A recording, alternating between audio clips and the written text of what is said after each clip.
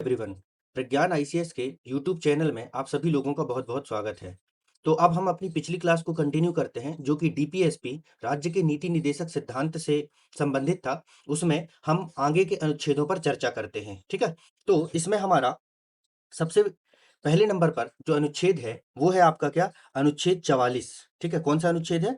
अनुच्छेद 44, आर्टिकल 44। देखिए, आर्टिकल 44 में जो है बात की गई है समान नागरिक संहिता की। किसकी बात की गई है? समान नागरिक संहिता, यूनिफॉर्म सिविल कोड, ठीक है? इसे हम शॉर्ट में कई बार जो है यूसीसी भी कहते हैं। क्या कहते हैं? यूसीसी, ठीक है? Uniform civil code. अब इसका क्या मतलब होता है? इसका मतलब ये होता है कि देश में, ठीक है? कहाँ पर? देश के भीतर एक समान दीवानी, सिविल का क्या मतलब होता है? दीवानी, ठीक है? एक समान दीवानी कानून, ठीक है? अब इसको क्यों लागू करना है? देखिए, जब हमारा देश स्वतंत्र हुआ था, इवन आज तक भी ये लागू नहीं हो पाया है, क्योंकि हमारे यहाँ पर अलग-अलग कम्युनिटी के, अलग-अलग रिलीजियस कम्युनिटी के लोग रहते हैं, धार्मिक समूह के लोग रहते हैं। उन सब की धार्मिक परंपराएँ, धार्मिक रीति-रिवाज और धार्मिक कानून अलग-अलग हैं। हिंदुओं का अलग है, मुस्लिमों का अलग है, ठीक है? तो हिंदुओं के लिए जो कानून कंपाइल किया गया है, उसे कहा जाता है क्या? Hindu code bill. क्या कहा जाता है? हिंदू कोड बिल, ठीक है? हिंदू कोड बिल लागू है। उसी तरीके से मुस्लिमों के लिए जो कानून है, मुस्लिमों के लिए दीवानी कानून। अच्छा, दीवानी का मतलब समझ लीजिए। दीवानी का मतलब ये होता है संपत्ति, विवाह, तलाक, ठीक है? परिवार, इनसे जुड़े हुए जो मुद्दे होते हैं, वो दीवानी कानून के अंतर्गत आते हैं, ठीक है? तो इसमें क्या किया गया और मुस्लिम के लिए फिर क्या बना है? जैसे मुस्लिम शरीयत लॉ, क्या बना है? मुस्लिम मुस्लिम शरीयत लॉ बना हुआ है, ठीक? तो सबका दीवानी कानून अलग-अलग है। सबके जो है दीवानी मामलों की सुनवाई के लिए अलग-अलग कानून को फॉलो किया जाता है, जो कि एक पंथ निरपेक्ष, जो कि एक धर्मनिरपेक्ष राज्य के लिए उचित नहीं है, क्योंकि धर्मनिरपेक्षता का मतलब ही यही है कि धार्मिक क्रियाकलापों का या धार्मिक रीति-रिवाजों का राज्य के क्रियाकलाप में कोई भूमिका नहीं होती, राज्य के कार्यों में कोई भूमिका नहीं होती। और न्यायपालिका के द्वारा जो न्याय दिया जाता है, वो एक राज्य की गतिविधि है। ऐसे में धर्म के आधार पर, ठीक है, मामलों की सुनवाई करना, ये धर्मनिरपेक्षता के लिए उचित नहीं माना जाता है।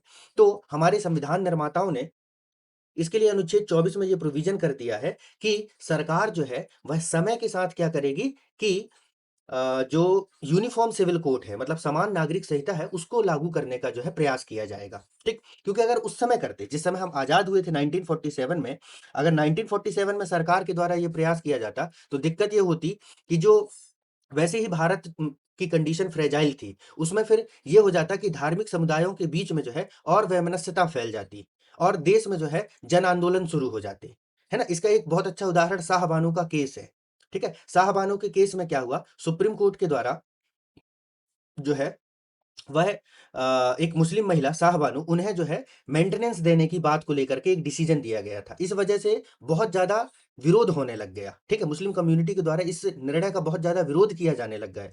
यहाँ तक कि सरकार भी दबाव में आ गई और फिर सरकार के द्वारा एक संसद से एक कानून बनाया गया, क्योंकि सुप्रीम कोर्ट के निर्णय को अगर पलटना है, तो उसके लिए क्या करना पड़ता है? संसद के द्वारा कानून बनाना पड़ता है, ठीक है? तभी सुप्रीम कोर्ट के निर्णय को पलटा जा सकता है, अन्यथा नहीं। और अगर नहीं मानेंगे तो फिर अवमानना हो जाएगा, है ना? तो ये है क्या? समान नागरिक संहिता आज भी लागू नहीं हो पाया है। सरकार इस पर धीरे-धीरे जो है प्रयास कर रही है इसको लागू करवाने के लिए। अभी हाल में ही जो है हाल के समय में मोदी गवर्नमेंट के द्वारा जो है काफ़ी इसके लिए प्रयास किए जा रहे हैं कि हमारे देश में यूनिफ़ॉर्म सिविल कोड को लागू कर दिया जाए और हो सकता है कि आने वाले समय में इसको लागू भी कर दिया जाए, ठीक है? तो ये है। अब नेक्स्ट हम लोग देखते हैं आपका जो हमारा नेक्स्ट वो है आर्टिकल है, वो आर्टिकल जो है आपका रिलेटेड है किससे? आपका ये वाला जो आर्टिकल है वो रिलेटेड है आर्टिकल 45, जो कि 0 टू 6 वर्ष के जो बच्चे हैं, 0 से 6 वर्ष के बच्चों की शिक्षा व देखभाल से संबंधित है। 0 से 6 वर्ष के बच्चों की शिक्षा एवं देखभाल से संबंधित है, ठीक है? ये जो अनुच्छेद है, इस अनुच्छेद को जो है वह आपके जो आपका संविधान संशोधन है 86th कॉन्स्टिट्यूशनल अमेंडमेंट, ठीक है? 86th जो है कॉन्स्टिट्यूशनल अमेंडमेंट के माध्यम 80 2002। इसका जिक्र जो है हमने मौलिक अधिकारों वाले चैप्टर में जब आर्टिकल 21 पढ़ा था तो वहां पर भी किया था कि आर्टिकल 21 ए 21 का जो जोड़ा गया था शिक्षा के संबंध में, उसी के तहत इसे भी जोड़ा गया था। और वहां पर जो क्या था, मौलिक अधिकार में फंडामेंटल राइट में हमने देखा था 6 से 14 वर्ष तक के बच्चों को निःशुल्क शिक्षा दिया जाएगा। लेकिन जो 6 से कम उम्र है उसके लिए क्या होगा, तो उसके लिए क्या किया गया, प्रोविजन किया गया, कहां पर, डीपीएसपी में। और कहा गया 0 से 6 वर्ष के बच्चों की शिक्षा व देखभाल की जिम्मेदारी राज्य की होगी। ठीक है, और राज्य ने इसे ही लागू करने के लिए आप देख रहे हैं बहुत सारे कार्यक्रम जो है सरकार के द्वारा चलाया जाता है। जैसे आंगनबाड़ी है, देखिए आंगनबाड़ी में क्या होता है, उनको बच्चों को शिक्षा भी दी जाती है और उनके स्वास्थ्य की देखभाल भी की जाती है, समय पर उनको टीका देना, मेडिसिन प्रोवाइड करना, ठीक है। और अगर किसी तरीके की प्रॉब्लम है तो उसे भी जो है सॉल्व करने की कोशिश की जाती है, ठीक। और ऐसे फिर मिशन इंद्रधनुष का नाम आपने सुना होगा, मिशन इंद्रधनुष, ठीक है। इंद्रधनुष इसमें क्या है, सरकार के द्वारा जो है जो 0 से 5 ईयर तक के बच्चे होते हैं उन्हें टीकाकरण का कार्यक्रम किया जाता है, बहुत सारे जो बीमारियां हैं उनसे बचाने के लिए, ठीक। तो मिशन इंद्रधनुष, ऐसी बहुत सारी जो है योजनाएं सरकार के द्वारा चलाई जाती हैं डीपीएसपी के इसी आर्टिकल को फुलफिल करने के लिए। क्लियर है बात। नेक्स्ट है आपका क्या, आर्टिकल 46, क्या है, आर्टिकल 46। आर्टिकल 46 में कहा गया है एससी एसटी व अन्य कमजोर वर्गों के हितों में अभिवृद्धि, ठीक है। तो क्या है, ये समाज के जो पिछड़े वर्ग हैं, ठीक है, इंक्लूडिंग एससी एसटीज, उनके हितों में अभिवृद्धि के लिए, उनके हितों को बढ़ाने के लिए क्या किया जाएगा, सरकार के द्वारा प्रयास किया जाएगा। तो देखिए इसके लिए क्या किया जा रहा है, सरकार के द्वारा इनके लिए बहुत सारी योजनाएं चलाई जा रही है, एसटी एससी के छात्रों के लिए, महिलाओं के लिए, ठीक है, विभिन्न प्रकार की योजनाएँ चलाई जा रही है, जिससे इन वर्ग के जो लोग हैं, ये इस वर्ग के जो लोग हैं, उनका क्या है, उत्थान हो सके। जैसे बहुत सारी जो है स्कॉलरशिप, ठीक है, बहुत सारी जो है स्कॉलरशिप्स दिए जाते हैं बच्चों को, इनके लिए जैसे मध्य प्रदेश में तो एकलव्य स्कूल चलाया जाता है, ठीक है। फिर जो केंद्रीय विद्यालय होते हैं, नवोदय विद्यालय, है ना, जवाहर नवोदय विद्यालय, वहाँ पर उनको जो है क्या है, रिजर्वेशन भी दिया जाता है इसके छात्रों को, ठीक। फिर ओबीसी वर्ग के लिए भी सरकार जो है बहुत सारे कार्यक्रम चलाती है। तो इन वर्गों के हितों में अभिवृद्धि के लिए सरकार के द्वारा कार्य किया जाएगा। नेक्स्ट जो है आपका, नेक्स्ट इसमें आता है, वो आता है आपका क्या, अनुच्छेद 47, आर्टिकल 46 47। आर्टिकल 47 में क्या कहा गया है, पोषण स्तर व जीवन स्तर में सुधार, पोषण स्तर व जीवन स्तर में सुधार, ठीक है, पोषण स्तर व जीवन स्तर में सुधार। इसमें क्या हो जाता है, जो न्यूट्रिशन का लेवल है और जो स्टैंडर्ड ऑफ लाइफ है उसमें सुधार की बात की गई है। इसका क्या मतलब होता है, न्यूट्रिशन का लेवल मतलब क्या हो जाता है, देखिए हमारे यहाँ पर जो है जो बच्चे होते हैं, ठीक है, इवन वयस्क भी होते हैं, उनमें बहुत सारी जो है फूड में विटामिन्स, ठीक है, प्रोटीन, इन सब की डिफिशियंसी पाई जाती है, क्योंकि हमारे यहाँ सामान्यतः जो है चावल दाल रोटी सब्जी यही चीजें खाई जाती है, तो उनसे पर्याप्त मात्रा में क्या है, प्रोटीन, प्रोटीन, है ना, या जो हम कहें मिनरल्स, जो मिनरल्स हैं आपके, विटामिन्स, ये उन्हें नहीं मिल पाते, जिस वजह से क्या है, कुपोषण की समस्या होती है। क्या होती है, कुपोषण की समस्या होती है। तो इस कुपोषण की समस्या को दूर करने के लिए सरकार के द्वारा बहुत सारे अभियान चलाए जाते हैं। एक अभियान तो यही है, राष्ट्रीय जो है कुपोषण निवारण अधिनियम, सॉरी, मिशन चलाया जा रहा है। इसके साथ आंगनवाड़ी का, जैसे मैंने आपको बताया, वहां बच्चों को जो है न्यूट्रिशियस फूड दिए जाते हैं, दलिया चोखर, है ना, और ऐसे तमाम तरीके की बहुत सारी कैंडी, बहुत टाइप के कैंडीज प्रोवाइड किए जाते हैं। और उनके स्टैंडर्ड जीवन स्तर में सुधार के लिए भी सरकार के द्वारा प्रयास किया जाता है। जीवन स्तर में सुधार, अच्छा हेल्थ होना चाहिए, अच्छी शिक्षा प्राप्त होनी चाहिए, रहने के लिए घर होना चाहिए, उसके लिए आपका क्या है, पीएम आवास योजना है, प्रधानमंत्री आवास योजना है, ठीक है, जिसमें क्या है, हर सभी लोगों को घर मतलब जो हितग्राही हैं, ठीक है, जिनकी आय उस सीमा से कम है जिसके लिए ये डिसाइड किया गया है, उनको क्या है, अपना घर, खुद का घर बनाने के लिए सरकार के द्वारा जो है फंडिंग की जाती है।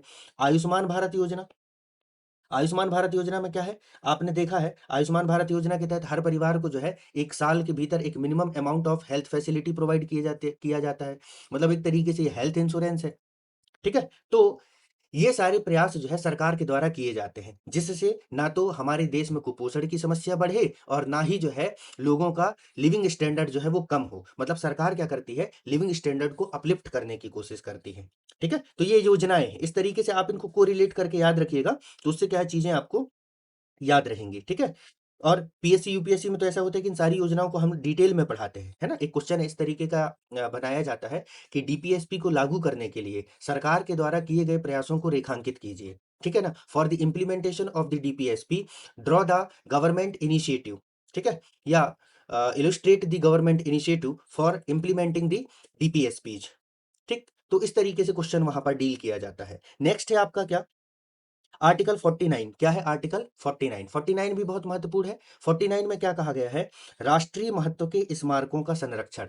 ठीक है, किसका संरक्षण, राष्ट्रीय महत्व के स्मारकों का संरक्षण। ठीक है, preservation of the national monuments. ठीक है, जो नेशनल इंपॉर्टेंस के है, प्रिजर्वेशन ऑफ द मॉन्यूमेंट्स है ना, which have the national importance, मतलब जिनके पास जो है राष्ट्रीय महत्व के जो है स्मारक, जैसे ताजमहल का संरक्षण किया जाता है, जितने भी सांची के स्तूप का संरक्षण किया जाता है। और इसी के लिए एक संस्था स्पेशलाइज्ड है इस काम को करने के लिए, जिसे आप जानते हैं archaeological survey of India, ASI. ठीक है, तो आर्कियोलॉजिकल सर्वे ऑफ इंडिया, भारतीय पुरातत्व सर्वेक्षण विभाग जो है इसके लिए सतत रूप से प्रयास करता है। वह इन राष्ट्रीय महत्व के जो स्मारक हैं उनके संरक्षण की दिशा में जो है लगातार काम कर रहा होता है।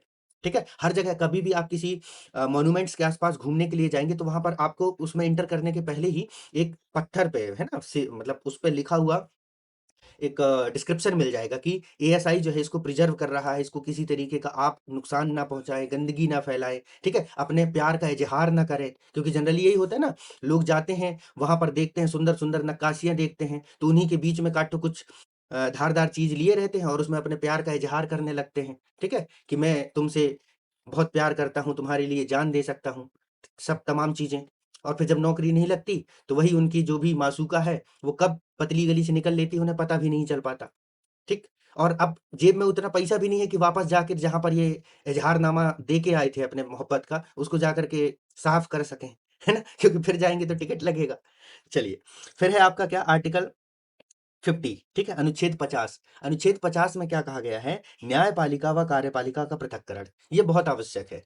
क्यों, क्योंकि न्यायपालिका जो है वह संविधान को संरक्षित रखने का काम करती है। मतलब इसका काम क्या है, टू प्रोटेक्ट द कॉन्स्टिट्यूशन, मतलब संविधान का संरक्षण, कानूनों का संरक्षण। ठीक है, संविधान का संरक्षण। ठीक है, इसका काम होता है कानूनों को इन्फोर्स करना, लागू करवाना। ठीक है, या उनका कोई उल्लंघन करता है तो उसको दंडित करना। और कार्यपालिका का काम क्या है, कार्यपालिका का काम है मतलब जो कानून बनाए गए हैं उन्हें लागू करवाना, और न्यायपालिका उन कानूनों के उल्लंघन के आधार पर जो है लोगों को दंड देती है। ठीक है, मतलब इसका काम इन्फोर्समेंट का होता है, इसका काम इम्प्लीमेंटेशन का होता है। हिंदी में क्या है, शब्द एक जैसे हैं। तो कार्यपालिका का काम क्या होता है, जो लॉ, ठीक है, बनाए गए हैं पार्लियामेंट के द्वारा, उन्हें इम्प्लीमेंटेशन करने का जो काम होता है वह कार्यपालिका के द्वारा किया जाता है। और उन्हें उनके इन्फोर्समेंट का जो काम होता है, ठीक है, उनके इन्फोर्समेंट का जो काम होता है वह न्यायपालिका के द्वारा किया जाता है। अब अगर इन दोनों की साठगांठ हो जाए तो देश का बंटाधार हो जाएगा। क्यों, क्योंकि कार्यपालिका क्या होता है, इसका ज्यादातर जो प्रयास रहता है कि यह लोगों के मूल अधिकार, जो फंडामेंटल राइट है, उसको कम करे, क्योंकि ऐसा करने से इनकी रिस्पॉन्सिबिलिटी कम हो जाती है। स्वाभाविक सी बात है, अगर आपको एक अच्छा जीवन स्तर देना सरकार का दायित्व है, तो उसके लिए सरकार को ज्यादा से ज्यादा स्कूल, हॉस्पिटल, अच्छी सड़कें, शुद्ध पीने का पानी उपलब्ध करवाना पड़ेगा। ठीक है, तो रिस्पॉन्सिबिलिटी बढ़ गई। लेकिन कौन सी गवर्नमेंट है, कुछ को छोड़ दिया जाए तो कौन चाहते हैं। देखिए, विधायक लोग आते हैं, हमसे बड़े बड़े वादे करके जाते हैं कि आपके क्षेत्र का हम ये विकास कर देंगे, हमें वोट दीजिए, आपके इस क्षेत्र में हम स्कूल, कॉलेज, है ना, और फिर क्या कहते हैं, कल्प वृक्ष लगा देंगे जिसके सामने आप जो जाके मांगेंगे वो आपको प्राप्त हो जाएगा। ठीक है, वो कहते हैं दूधो नहाओ फूतो फलो टाइप में। लेकिन करते हैं क्या, नहीं करते, क्योंकि उसको करने के लिए पैसा दाम चाहिए, रोकड़ा चाहिए, और अगर वो करने लगेंगे तो करप्शन कैसे करेंगे। करते भी हैं, योजनाएं तो हमारे लिए आती हैं, लेकिन फायदा उन्हीं को, बेनिफिट उन्हीं को मिलता है। ठीक, कितने लखपति लोग जो हैं, जिनके जिनकी कमाई लाखों में, उनके पास बीपीएल कार्ड है। तो कार्यपालिका जो है मोस्ट ऑफ टाइम जो है भ्रष्टाचार में संलिप्त होती है, कार्यपालिका का जो पूरा स्ट्रक्चर है। तो इससे विमुक्त रखने के लिए, लोगों को बचाने के लिए, लोगों के अधिकार को संरक्षित करने के लिए न्यायपालिका का स्वतंत्र होना बहुत जरूरी है। क्योंकि अगर न्यायपालिका स्वतंत्र नहीं होगी तो फिर बंटाधार हो जाएगा। क्योंकि न्यायपालिका क्या करती है, गवर्नमेंट के ऊपर जो है एक तरीके से लगाम लगा के रखती है। ठीक है, ताकि जो कार्यपालिका नामक जो घोड़ा है वो यहाँ वहां ना भागे। ठीक है, लोगों के अधिकारों की रक्षा कर होती है उससे। उदाहरण देख लीजिए, जैसे अभी राहुल गांधी का केस जो हुआ था, जिसमें वो मोदी कम्युनिटी को लेकर के जो है कुछ उन्होंने अपना एक कमेंट दे दिया था, उसकी वजह से क्या हुआ, उनको 2 साल से ज़्यादा की सज़ा दे दी गई। बाद में जब वो सुप्रीम कोर्ट गए, तो सुप्रीम कोर्ट ने कहा कि ये इतना बड़ा इश्यू नहीं है जिसके लिए आप इनको 2 साल से ज़्यादा की सज़ा दे रहे हैं। ठीक है? अवमानना का केस बनता है, लेकिन उसके लिए 2 साल की सज़ा बहुत ज़्यादा हो जाती है। ठीक है? तो उसके आधार पर उन्होंने उनकी सज़ा को कम कर दिया, तो उससे उनकी सांसदी वापस आ गई, नहीं तो anti defection sorry people representation act के तहत जो पीआरए है, पीपल रिप्रेजेंटेशन एक्ट 1951 का ये एक्ट है, इसमें कहा गया है, यदि किसी व्यक्ति को, यदि किसी सांसद को या विधायक को, व्यक्ति को नहीं, सांसद या विधायक को, एमपी या एमएलए को जो है, एमपी या एमएलए को जो है, अगर 2 वर्ष से ज्यादा की सजा दे दी जाती है, 2 वर्ष की से ज्यादा की सजा दे दी जाती है, तो उसका विधायकी या सांसदी जो है वह क्या हो जाएगा, समाप्त हो जाएगा, और अगले 7 वर्ष तक, आने वाले 7 वर्ष तक वह चुनाव भी नहीं लड़ सकता। ठीक है? तो देखो, राहुल गांधी को मैदान से हटाने की कोशिश की जा रही थी, लेकिन सुप्रीम कोर्ट ने इनको बचा लिया। तो इस तरीके से सुप्रीम कोर्ट के द्वारा जो है वह नागरिक अधिकारों की जो है रक्षा की जाती है। इसलिए यह जरूरी है कि न्यायपालिका का जो है वह कार्यपालिका से क्या हो, पृथक्करण हो। क्लियर है बात? चलिए, नेक्स्ट आर्टिकल हम लोग देखते हैं। नेक्स्ट आर्टिकल जो है हमारा, वो है आपका क्या, आर्टिकल 51। आर्टिकल 51 क्या है, वसुधैव कुटुंबकम, है ना? आर्टिकल 51 क्या है, वसुधैव कुटुंबकम। वसुधैव कुटुंबकम का क्या मतलब होता है, अंतर्राष्ट्रीय शांति व सुरक्षा। मतलब हमारी सरकार इस तरीके से अपनी नीतियां बनाएंगी, इस तरीके से अपना कार्यों का संचालन करेंगी, जिससे अंतर्राष्ट्रीय शांति और सुरक्षा में अभिवृद्धि हो। मतलब ये अंतर्राष्ट्रीयतावाद, जिसे हम वसुधैव कुटुंबकम या ग्लोबल विलेज का जो कॉन्सेप्ट कहते हैं, उसको जो है वह बूस्ट करना, इस तरीके का ये एक कॉन्सेप्ट है। तो ये आर्टिकल्स जो है आपको याद रखने हैं। ये सारे आर्टिकल्स हो गए, ठीक है, डीपीएसपी से रिलेटेड। ठीक, यहाँ पर एक ट्रिक है ना? बाकी के लिए तो आप लोग अपने हिसाब से ट्रिक देखिएगा। यहाँ पर ये जो 44 जो आपने पढ़ा है ना, आर्टिकल 44 जो आपने पढ़ा है, इसके लिए आप ऐसे ट्रिक देख लीजिए। समान नागरिक संहिता देखिए, चार चार एक जैसे है ना, डबल है, 2 बार है, एक जैसे हैं, 4 और 4 एक ही है। तो जहां पर ये एक जैसा दिख जाए, वहां समझ जाओ तुम यूसीसी का प्रोविजन है, यूनिफॉर्म सिविल कोड का प्रोविजन है, समान नागरिक संहिता का प्रोविजन है। तो एक तो एटलीस्ट आपको आर्टिकल याद रह जाएगा। 40 याद रख लेना, 40 में क्या है, पंचायती राज है, महात्मा गांधी से जुड़ा हुआ है। ठीक है, 45 याद रख लेना, क्योंकि इसको ऐड किया गया है, मतलब इसकी भाषा पहले अलग थी, लेकिन बाद में इसकी भाषा में बदलाव किया गया। ठीक है, तो इसको याद रख लेना, 45 को याद रख लेना। इसके बाद में 49 को याद रख लेना। 49 में क्या है कि भैया एएसआई से रिलेटेड है ना? तो ये हो गए सारे आपके आर्टिकल पर चर्चा। अब कुछ महत्वपूर्ण मुद्दे और हैं, उस पर डिस्कशन कर लेते हैं, उसके बाद ये चैप्टर कंप्लीट हो जाएगा आपका। अब देखिए, इसमें प्रमुख संशोधन भी दिया हुआ है। मैंने आपको बोला भी था कमेंट सेक्शन में मुझे बताना, पिछली वीडियो में आप में से किसी ने भी कमेंट सेक्शन पर कमेंट करके नहीं बताया है कि कौन सा आर्टिकल कब जोड़ा गया है। देखिए, प्रमुख संशोधन, डीपीएसपी में अभी तक जो भी संशोधन हुए हैं उनकी ये लिस्ट है, कृपया करके इसको आप याद रखिएगा। सबसे पहले 42वां संशोधन एक साथ दे दिया गया है। 42वां संशोधन जो 42nd अमेंडमेंट था, उसके द्वारा जो है 3 अनुच्छेद जोड़े गए थे। कितने अनुच्छेद? 3 अनुच्छेद जोड़े गए थे 42वें संशोधन के द्वारा। तो 42वें संशोधन के द्वारा तीन कौन कौन से अनुच्छेद जोड़े गए थे? एक जोड़ा गया था 39 का, अनुच्छेद 39 का जोड़ा गया। एक जोड़ा गया 43 का, ठीक है, और एक जोड़ा गया 48 का। ठीक है, 39 का, 43 का और 48 का, ये 3 अनुच्छेद जोड़े गए हैं। क्लियर है बात?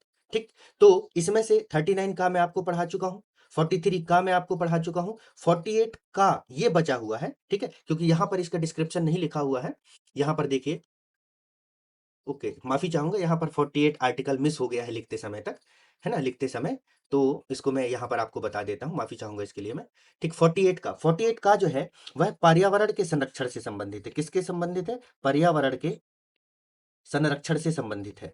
ठीक है, देखिए, पर्यावरण के संरक्षण के संबंध में यह कहा गया है कि राज्य की ये जिम्मेदारी होगी कि वह पर्यावरण, है ना, जल, जंगल, जमीन, ठीक है, और वन्य जीव, वन्य जीव, इन सब का जो है संरक्षण किया जाएगा। क्या किया जाएगा? संरक्षण किया जाएगा। इन सब के संरक्षण के लिए जो है वह सरकार के द्वारा वह क्या किया जाएगा?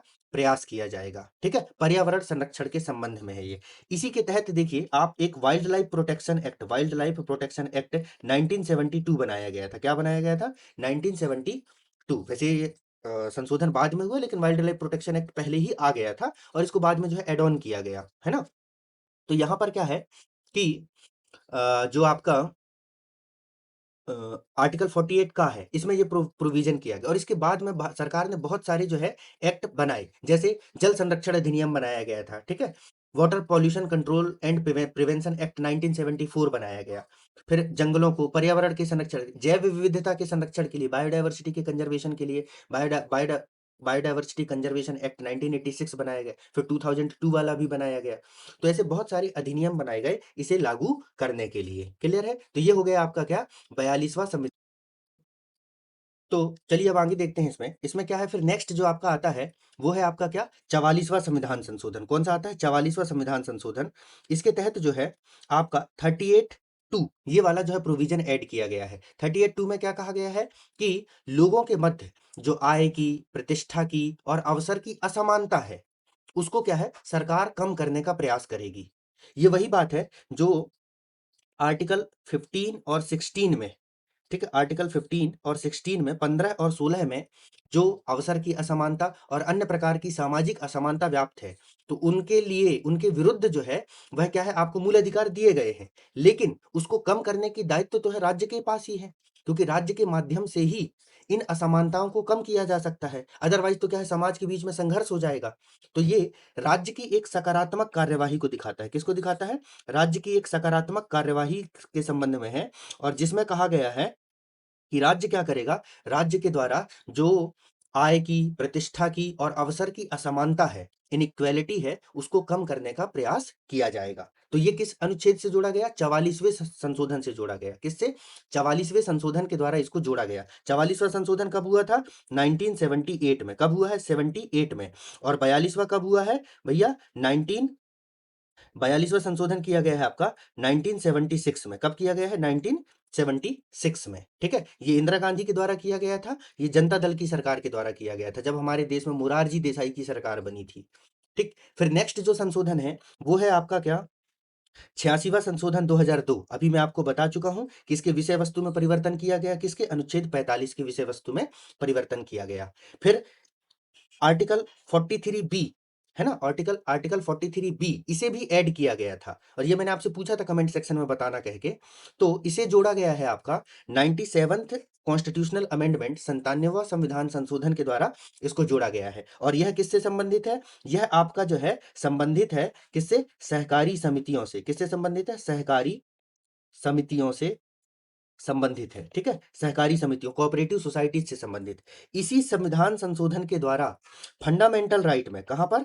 फंडामेंटल राइट में ये जो आपका आर्टिकल 19 है, अनुच्छेद 19 के तहत एक अनुच्छेद, एक सब क्लॉज और ऐड किया गया था, जिसमें सहकारी समितियों के गठन के संबंधित में प्रावधान किया गया था 19C के तहत, ठीक है। ये प्रावधान इसमें ऐड किया गया था। तो ये हो गए डीपीएसपी से रिलेटेड महत्वपूर्ण संशोधन। ये आपको याद रखना है क्योंकि एग्जाम में पूछे जाते हैं। और अब आप मुझे कमेंट सेक्शन में बताएंगे कि इस 42वें संशोधन के द्वारा, इस 42वें संशोधन के द्वारा जो है वह आपके जो है प्रियम्बल, मतलब जो है आपका प्रस्तावना, ठीक है, प्रस्तावना, प्रस्तावना में क्या संशोधन किया गया था और कौन से नई चीजें इसमें जोड़ी गई थी, ठीक। अब आगे बढ़ते हैं इसमें। अब हम लोग देख लेते हैं। देखिए, वही मैंने बताया कि क्या हुआ, एक बार की ऐसी घटना है। इसके लिए एक दोहा है रहीम जी का। उसमें रहीम जी कहते हैं कि क्या हुआ कि एक केले का पेड़ है ना, एक केले का पेड़ है। सपोज करो ये केला का पेड़ है, मुझसे ड्रॉ करते तो नहीं बनता। इसी के पास में जो है एक बेर का पेड़ लगा हुआ। बेर का पेड़ जानते हैं, जिसमें कांटे होते हैं, ठीक है। देखिए, केला भी महत्वपूर्ण है ना, केला भी हम खाते हैं, है ना, काफी न्यूट्रिशियस होता है। और साथ में जो है वह क्या है, बेर का पेड़ भी महत्वपूर्ण है। बेरी, अभी ठंडी का सीजन आने भी वाला है और बेर खाने में कितना आनंद की अनुभूति होती है। भले सर्दी हो जाए वो अलग बात है, पर खाने का मजा तो अलग ही रहता है। तो ये दोनों आसपास लगे हुए हैं। अब होता यह है कि जब हवा चलती है तो केले केले का जो पेड़ होता है वो नाजुक होता है, मतलब थोड़ा कमजोर होता है। तो जब हवा, तेज हवा चल रही होती है, तो केले का पेड़ जो है बार बार बेर के पेड़ से जाके टकराता है।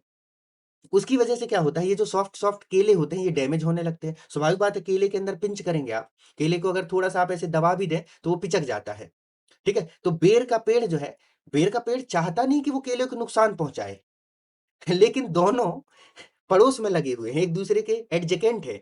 इस वजह से क्या हो रहा है, हवा जब चल रही है तो बेर के पेड़ की वजह से केले के पेड़ को नुकसान हो रहा है। इंटेंशनली बेर का पेड़ नहीं चाहता कि वो उसको नुकसान पहुंचाए, लेकिन ऐसी परिस्थिति है, वैसा ही स्थिति यहां पर फंडामेंटल राइट, मूल अधिकार और डीपीएसपी के बीच में है। देखिए, हमारे लिए फंडामेंटल राइट भी महत्वपूर्ण है, हमारे लिए डीपीएसपी भी महत्वपूर्ण है।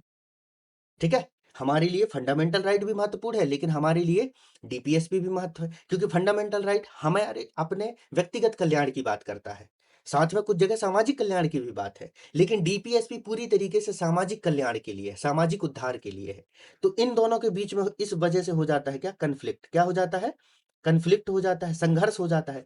तो इस संघर्ष की वजह से क्या होता है कि इस संघर्ष की कारण बहुत सारी समस्याएं उत्पन्न होती हैं, और जब भी संघर्ष होता है भारतीय संविधान में, तो यह क्या करता है, बहुत सारे न्यायिक निर्णयों को जन्म देता है। किनको जन्म देता है, न्यायिक निर्णयों को जन्म देता है, क्योंकि इस संघर्ष का समाधान कौन करेगा, संघर्ष का समाधान करेगा सुप्रीम कोर्ट के द्वारा किया जाएगा, क्योंकि संविधान के इंटरप्रिटेशन का जो राइट है वह सुप्रीम कोर्ट को दिया गया है ना। तो इसके संबंध में कुछ केसेस हैं। अब वो केसेस क्या क्या है, सबसे पहला केस है, मुद्दा समझ गए, मुद्दा क्या है कि जब सरकार डीपीएसपी को लागू करवाना चाहती है तो फंडामेंटल राइट का उल्लंघन होने लगता है। इसको एक एग्जांपल्स भी देख लीजिए, जैसे राइट टू प्रॉपर्टी, जो अनुच्छेद 19 और 31 में वर्णित था, संपत्ति का अधिकार। अब सरकार चाहती थी कि वो भूमि सुधार को लागू करे। भूमि सुधार क्या है, बता चुका हूं मैं आपको, कि मतलब भूमिहीन वर्गों को जो है, जिनके पास अधिक आधिक्य में भूमि है, उनसे भूमि लेकर के उसे भूमिहीन लोगों को डिस्ट्रीब्यूट कर देना। लेकिन भूमि का अधिकार, प्रॉपर्टी का राइट फंडामेंटल राइट है, लेकिन भूमि सुधार डीपीएसपी है। अब जब इसको लागू करते हैं तो इसका उल्लंघन हो जाता है, और इसको लागू करते हैं तो इसका उल्लंघन हो जाता है। राज्य अपना दायित्व तो पूरा नहीं कर पाता, गरीबी हटाना, भुखमरी हटाना, बेरोजगारी हटाना, ये इसको पूरा नहीं कर पाता, तो आ जाता है मुद्दा। तो यही मुद्दा गया सुप्रीम कोर्ट के पास। पहला मुद्दा जब गया तो वो मुद्दा था चंपक दोराई राजन। क्या है, चंपक दोराई राजन। चंपक दोराई राजन वादी है और सरकार प्रतिवादी है। 1951 का यह केस है। इसमें सुप्रीम कोर्ट ने जो डिसीजन दिया, वो डिसीजन ये था कि चंपक दोराई राजन केस में सुप्रीम कोर्ट ने कहा कि मूल अधिकार डीपीएसपी से ऊपर है, मतलब fundamental right is greater than DPSP. मतलब अगर फंडामेंटल राइट का उल्लंघन हो रहा है डीपीएसपी की वजह से, तो डीपीएसपी को लागू नहीं किया जाएगा। ठीक है, और साथ में एक जजमेंट और भी था यहां पर कि मूल अधिकारों में संशोधन किया जा सकता है। क्या किया जा सकता है, मूल अधिकारों में संशोधन किया जा सकता है, अमेंडमेंट किया जा सकता है। मतलब सरकार आर्टिकल 360 का यूज करके फंडामेंटल राइट्स को जो है उसमें कुछ अमेंडमेंट कर सकती है। फिर केस गया, क्योंकि मुद्दा मामला अभी भी गंभीर था। आता है अगला गोलकनाथवाद। ठीक है, ये गोलकनाथवाद में क्या हुआ, गोलकनाथ की जमीन को जो है पंजाब राज्य के द्वारा जो है अधिग्रहित कर लिया गया। गोलकनाथ दौड़े दौड़े गए सुप्रीम कोर्ट के पास, ठीक है, 1967 में, और गोलकनाथ ने कहा, माई बाप, मैंने अपने मेहनत से, मेरे दादा परदादाओं पुरखों ने जो है मेहनत से बहुत सारी संपत्ति इकट्ठी की थी, उसको जो है सरकार के द्वारा हड़पने की कोशिश की जा रही है। ठीक है, भूमि सुधार के नाम पर आप ही कुछ क्या कहते हैं, कुछ उपचार प्रदान कीजिए, क्योंकि आर्टिकल 32 है ना, और जो प्रॉपर्टी का राइट था उस समय तक फंडामेंटल राइट हुआ करता था, वो तो बाद में इसे 44वें संशोधन के द्वारा जो है वह लीगल राइट बनाया गया। तो गोलकनाथ जी जब वहां पर गए तो सुप्रीम कोर्ट ने कहा कि देखो ऐसा है, डीपीएसपी लागू करने के लिए संसद मूल अधिकारों को कम नहीं कर सकती। मतलब अगर डीपीएसपी को लागू करना है तो इसका मतलब ये नहीं कि संसद फंडामेंटल राइट को कम करने लगे। ठीक है, अब सरकार की बड़ी समस्या थी, सरकार की समस्या इतनी भयंकर थी कि सरकार करे तो करे क्या। अगर वो गरीबी हटाना चाहती है, बेरोजगारी भुखमरी हटाना चाहती है, तो स्वाभाविक रूप से फंडामेंटल राइट को कम करना मांगता था, लेकिन सुप्रीम कोर्ट उनको फंडामेंटल राइट को कम नहीं करने दे रही थी। इंदिरा गांधी ने कहा बहुत हुआ, अब देखते हैं। इंदिरा गांधी ने किया, इंदिरा गांधी ने कहा चलो संविधान संशोधन ही करते हैं। क्यों, क्योंकि सुप्रीम कोर्ट ने कहा ये कि मूल अधिकारों में संशोधन संभव है। इंदिरा गांधी ने संशोधन किया, 24वां संविधान संशोधन और 25वां संविधान संशोधन। 24वें संविधान संशोधन के तहत ये कह दिया, इंदिरा गांधी ने पहले तो क्लेरिफाई कर दिया कि हमको जहां लगेगा संविधान में वहां संशोधन कर सकते हैं। और 25वें में क्या किया, इन्होंने एक अनुच्छेद जोड़ दिया 31 में, जिसमें संपत्ति का अधिकार था, अनुच्छेद 31 में, उसमें 31C के नाम से एक आर्टिकल ऐड किया, एक सब क्लॉज ऐड किया, और उसमें उन्होंने कहा कि डीपीएसपी को लागू करते समय मूल अधिकारों को कम किया जा सकता है। फिर मुद्दा वही फिर गया सुप्रीम कोर्ट के पास। ये मुद्दा केशवानंद भारती केस का, यहीं से बेसिक स्ट्रक्चर डॉक्ट्रिन, मूल ढांचे का सिद्धांत जो है हमारे संविधान में आया है, मूल ढांचा। ठीक है, तो यहां पर क्या हुआ, केशवानंद भारती आपको पता है केरल के मठाधीश थे, इनकी जो मठ की जो भूमि है वह भूमि सुधार अधिनियम के तहत आ गई, है ना। सरकार ने इतना बस नहीं, सरकार ने और भी किया था। जवाहरलाल नेहरू जी की सरकार के द्वारा जो है एक कारनामा और भी किया गया था डीपीएसपी को लागू करने के लिए। कारनामा ये था कि उन्होंने जो है एक शेड्यूल ऐड कर दिया था कॉन्स्टिट्यूशन में, जिसे कहा जाता है 9th शेड्यूल, ये 9वीं अनुसूची। ठीक है, 9वीं अनुसूची में जो है रखे गए कानूनों को सुप्रीम कोर्ट जो है उसकी जांच पड़ताल नहीं कर सकता था। मतलब एक तरीके से ये शैडो जोन था, जहां पर सुप्रीम कोर्ट कुछ नहीं देख सकता था। अगर लाके यहाँ किसी कानून को रख दो, है ना, तो क्या हो जाएगा कि सुप्रीम कोर्ट उस पर उस कानून को देख नहीं सकता है, और सुप्रीम कोर्ट अगर देख नहीं सकता है तो वो कानून सही है या गलत, इस बात की भी कोई जांच पड़ताल नहीं हो सकती। शैडो जोन है ना भाई, जो चीज आपको दिख ही नहीं रहा है, आप कैसे बताओगे कि ये सही है या गलत। आपके घर में खाना बना और आपने अभी उस खाने को चखा नहीं है, बस आपसे पूछा जा रहा है बताओ बेटा कैसा बना है खाना। आपने कहा कि जब मैंने खाना खाया ही नहीं तो मैं कैसे बताऊं कि खाना कैसा बना है। यही था 9th शेड्यूल में, है ना। तो केशवानंद भारती केस का मुद्दा आया सुप्रीम कोर्ट के पास, यही कि कौन बड़ा, फंडामेंटल राइट बड़ा या डीपीएसपी बड़ा।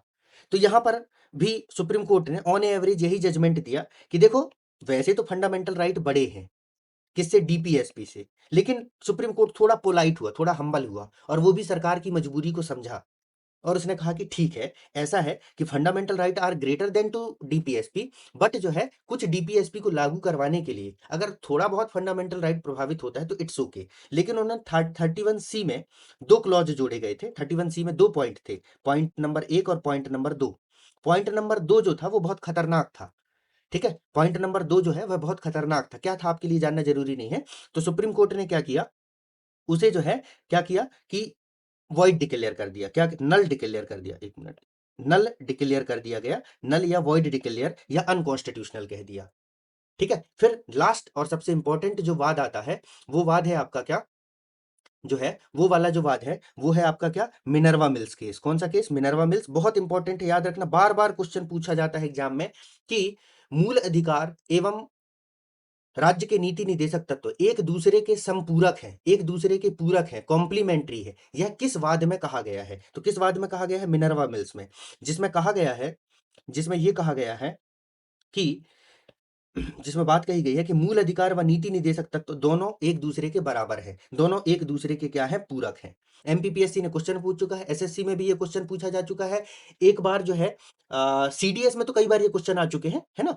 तो हो सकता है आप लोगों के एग्जाम में भी आ जाए। तो ये मूल अधिकार और फंडामेंटल राइट से जुड़े हुए कुछ वाद हो गए, कुछ विवाद हो गए। वाद को आप विवाद कह के याद रखिए कि विवाद, और विवाद का समाधान करना करता कौन है भैया, तो विवाद का समाधान किया जाता है सुप्रीम कोर्ट के द्वारा। ठीक है, चलिए कुछ अब इसके बाद में फंडामेंटल राइट और डीपीएसपी में कुछ अंतर है, फंडामेंटल राइट और डीपीएसपी में अंतर। ठीक है, ये भी कई बार पूछ लिया जाता है, तो आप लोगों को जो है यहाँ याद रखना है इसको कि फंडामेंटल राइट और डीपीएसपी में क्या अंतर है।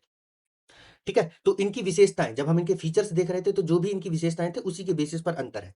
पहला अंतर और सबसे महत्वपूर्ण अंतर तो ये है कि फंडामेंटल राइट प्रवर्तनीय है, न्यायालय जा सकते हैं, ये अप्रवर्तनीय है। मतलब अगर किसी व्यक्ति को, मान लीजिए भूमि सुधार कानून के तहत कानून भूमि नहीं दी गई किसी भूमिहीन को, तो वो न्यायालय जाके ये नहीं कह सकता कि माई बाप भूमि सुधार कानून तो लागू कर दिया गया है लेकिन मुझे अभी तक कोई भूमि नहीं मिली है।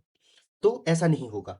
नेक्स्ट है मूल अधिकार, मैंने कहा ना व्यक्तिगत स्वतंत्रता को बढ़ाता है, आपकी स्वतंत्रता को बढ़ाता है, लेकिन यह समूह केंद्रित है, मतलब ये समाज को ध्यान में रख करके काम करता है। जो फंडामेंटल राइट है वो व्यक्ति के लिए है, और जो डीपीएसपी है वो समाज के लिए, कि समाज का कल्याण कैसे होगा, क्योंकि समाज का कल्याण करना भी तो जरूरी है। फिर ये निजी व्यक्ति व राज्य पर प्रतिबंध लगाता है। फंडामेंटल राइट क्या करता है, कुछ जगहों पर निजी व्यक्ति और राज्य पर प्रतिबंध लगाता है, जैसे राज्य भेदभाव नहीं करेगा, राज्य सबको एक बराबर इक्वेलिटी देगा, किसी के साथ छुआछूत का भेदभाव नहीं किया जाएगा, चाहे वह निजी व्यक्ति हो या राज्य हो। मतलब कोई सरकारी संस्था है वो तो कर ही नहीं सकता, और कोई व्यक्ति भी नहीं कर सकता। अगर ऐसा करेगा तो एसटी/एससी प्रिवेंशन एक्ट के तहत जो है धरा लिया जाएगा। यहां पर क्या है, डीपीएसपी राज्य पर सकारात्मक दायित्व आरोपित करता है। देखो, नकारात्मक का मतलब क्या होता है, जहां कहीं भी आपको नहीं सुनने को मिल जाए, मैं ये नहीं करूंगा या मुझे ये नहीं करना चाहिए या तुम्हें ये नहीं करना चाहिए, उनको हम कहेंगे नकारात्मक प्रवृत्ति। और जहां पर यह कहा जाए कि तुम्हें ऐसा किया जाना चाहिए, तुम्हें ऐसा करना चाहिए, तुम्हें पढ़ना चाहिए, तुम्हें ढंग से मेहनत करनी चाहिए, तुम्हें लाइब्रेरी जाके टाइम पास नहीं करना है, नहीं करना है, तो नकारात्मक आ गया। ठीक है, माफी चाहूंगा यहाँ के लिए। ठीक, तो ऐसी जहां पर बातें की जाए, करना चाहिए, वहां पर बात होती है सकारात्मक। तो डीपीएसपी में देखिए हर जगह कह रहा है ना, राज्य को ऐसा किया जाना चाहिए, ऐसा करना चाहिए, ठीक है, लोगों के कल्याण के लिए ऐसा करना चाहिए, तो ये सकारात्मक होते हैं। नेक्स्ट है आपका क्या, लोकतंत्र व नागरिक अधिकार को बढ़ावा देता है, कौन, डीपीएस, सॉरी, फंडामेंटल राइट। और जो डीपीएसपी है, वह सामाजिक व आर्थिक लोकतंत्र को बढ़ावा देते हैं, समाज में समानता लाने का प्रयास करते हैं, समाज के लोगों के बीच में जो आय की विषमता है, इनकम डिस्पैरिटी है, इनइक्वालिटी, उसको कम करने का प्रयास किया जाता है। तो ये अंतर है, इसको आपको याद रखना है। ऑब्जेक्टिव में पूछे जाते हैं ये अंतर। मैं जब आप लोगों को इसके बाद जब ऑब्जेक्टिव प्रैक्टिस करवाऊंगा ना, तो आपको देखना इन्हीं से क्वेश्चन बना बना के दिखाऊंगा मैं आपको, और प्रीवियस ईयर के क्वेश्चंस भी आपके लिए लेके आऊंगा। तो वहां पर आप देखेंगे कि इन्हीं जो हम कॉन्सेप्ट्स पढ़ रहे हैं, इनसे कैसे क्वेश्चन बनाए जाते हैं एग्जामिनर के द्वारा।